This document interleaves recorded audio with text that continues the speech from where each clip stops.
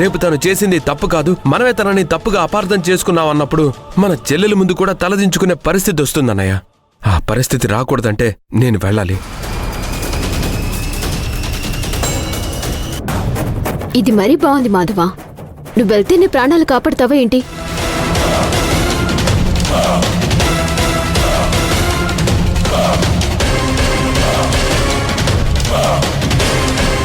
వాళ్ళకి కావలసినంత డబ్బుంది. ఉన్న వాళ్ళు ఏదైనా చేయగలుగుతారు. అంతగా రక్తం కావాలి అంటే ఎక్కడి నుంచైనా తీసుకురాగలుగుతారు. డబ్బు వస్తువుల్ని కొనడానికి ఉపయోగపడుతుంది, కానీ మనుషుల ప్రాణాలు కాపాడడానికి కాదు.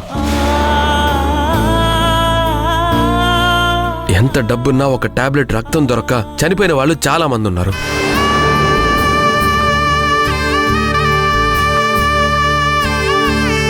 అసలే ఆ రక్తం అందరి దగ్గర దొరకదు. కాబట్టి నేను వెళ్ళాలి. నేను వెళ్తేనే ఆ అబ్బాయి బ్రతుకుతాడు. ఇప్పుడు ఆలస్యం చేస్తే అక్కడ ఒక ప్రాణం పోతుంది. మన చెల్లెలు అన్యాయం అయిపోతుంది.